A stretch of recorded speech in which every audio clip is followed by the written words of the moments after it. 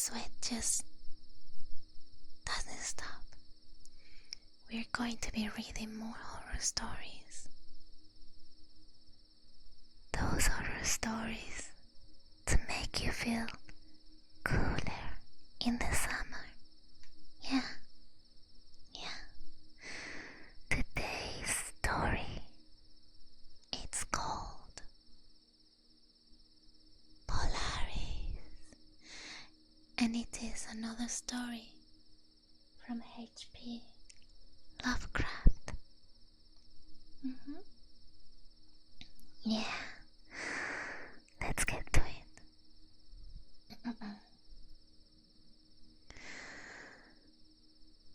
Into the north window of my chamber glows the pole star with uncanny light. All through the long hellish hours of blackness it shines there, and in the autumn of the year, when the winds from the north curse and whine, and the red leaves trees of the swamp mutter things to one another in the small hours of the morning, under the horn waning moon, I sit by the casement and watch that star.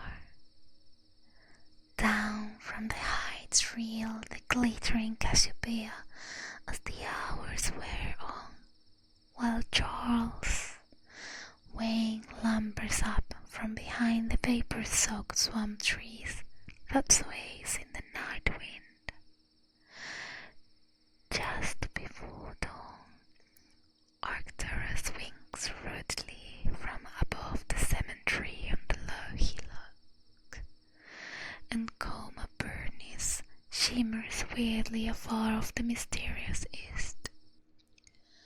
But still the pole star leers down from the same place in the black pole, winking hideously like an insane, watching eye which strives to convey some strange message, yet recalls nothing save that it once had a message to convey. Sometimes, when it's cloudy, I can sleep. Well, do I remember the night of the great aurora, when over the swamp played the shocking crustaceans of the demon light. After the beams came clouds, and then I slept. And it was under a horn waning moon that I saw the city for the first time.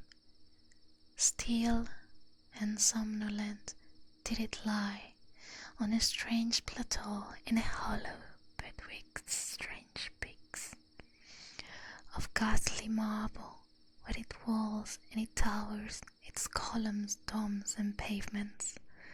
In the marble streets were marble pillars, the upper parts of which were carven into the images of grave-bed bearded men.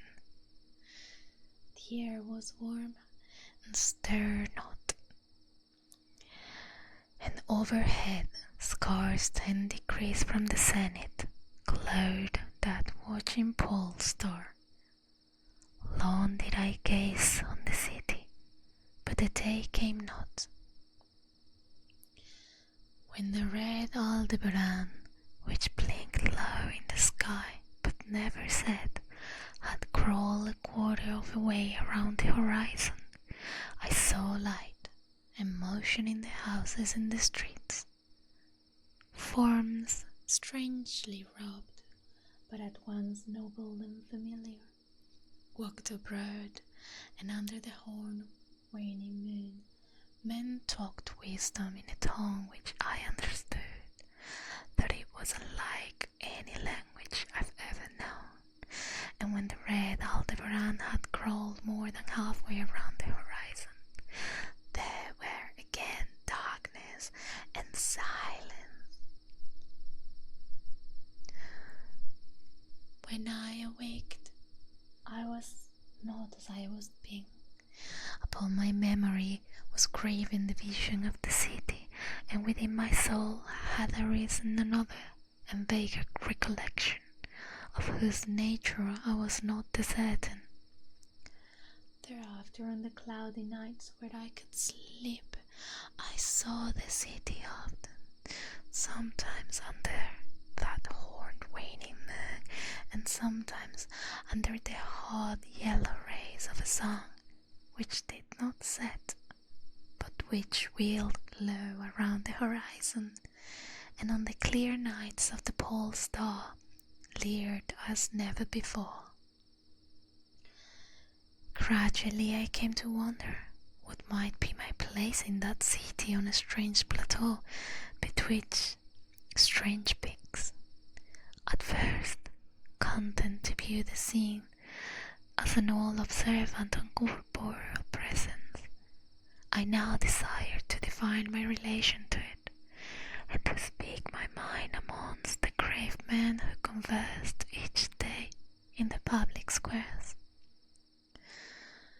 I said to myself, this is no dream, for by what means I can prove the greater reality of that other life in the house of stone and brick south the sinister swamp, and the cemetery on the low hillock, where the pole star peers into my north window each night.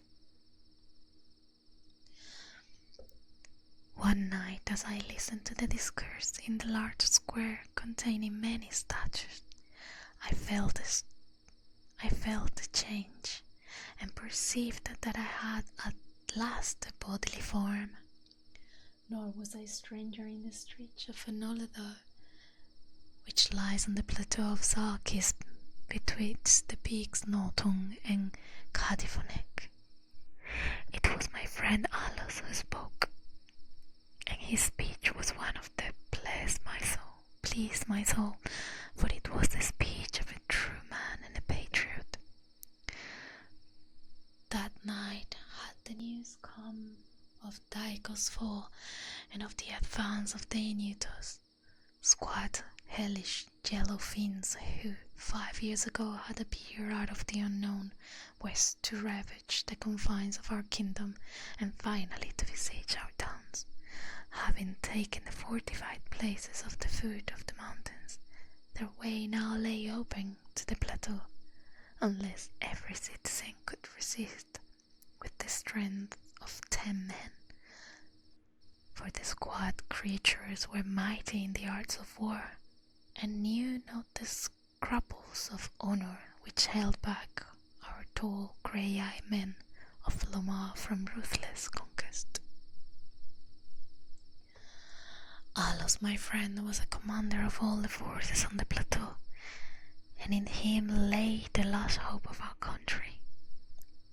On this occasion he spoke of the perils of to be faced, and exhorted the men of Oladar, bravest of the Lomarians, to sustain the traditions of the ancestors, who when forced to move southward from Zobna before the advance of the great ice sheet, valiantly and victoriously swept aside the hairy long-armed cannibal Nobex that stood in the way. To me, Alas denied the warrior's part, for what I was feeble and given to the strange faintings when subjected to stress and hardships, but my eyes were the keenest in the city, despite the long hours I gave each day to the study of the Bakotic manuscripts and the wisdom of the Sovnarian fathers. So my friends, desiring not to do me into indignation, rewarded me with what duty which was second to nothing in importance. To the watchtower of the Thabnen he sent me, there to serve as the eye of the army. Should the Inutos attempt to gain the citadel by the narrow pass behind the big Noton, and thereby surprise the garrison, I was to give signal of the fire, which would warn the waiting soldiers and save the town from immediate disaster. Along I mounted the tower. For every man I stout body was knitted in passes below. My brain was sore dazed with excitement and fatigue, for I had not slept in many days, yet was my purpose firm, for I loved my native land of Lomar and the marble city of Olador that lies betwixt the peaks of Notong and Cadifonac. But I stood in the tower's topmost chamber. I beheld the horn waning moon, red and sinister, quivering through the vapors that hover over the distant valley of Benoff, and through an opening in the roof glittered the pale pole star, fluttering as if alive, and leering like a fiend in temper. Methought its spirits whisper evil counsel, soothing me to treacherous somnolence with the damnable rhythmical promise, which it repeated over and over. Slumber, watcher, till the spheres 26,000 years have revolved, and I return to the spot where now I burned. Other stars anon shall rise to the axis of the skies, stars that soothe and stars that bless with the sweet forgetfulness. Only when my round is over shall the past disturb thy door. Vainly did I struggle with my drowsiness, seeking to connect these strange words with some lore of the skies which I had learned from the narcotic manuscripts. My head heavy and reeling dropped to my breast, and when I looked up, it was in a dream, with the pole star grinding at me through the window from over the horrible swaying trees of a dream swamp, and I am still dreaming. In my shame and despair, I sometimes scream frantically, begging the dream creatures around me to waken me ere they knew to steal up the pass behind the peak, Notong, and take the citadel by surprise. But these creatures are demons, for they laugh at me and tell me I am not dreaming. They mock me while asleep, and while the squad yellow foe may be creeping silently upon us, I have failed in my duty and betrayed the marble city of Oliver. I have proven false to Alos, my friend and commander, but still these shadows of my dreams deride me. They say there is no land of Lomar, save in my nocturnal imaginings, that in those realms where the pole star shines high and red Aldebaran crawls low around the horizon, there has been no save ice and snow for thousands of years, and never a man save squat yellow creatures blighted by the cold, whom they call Eskimos.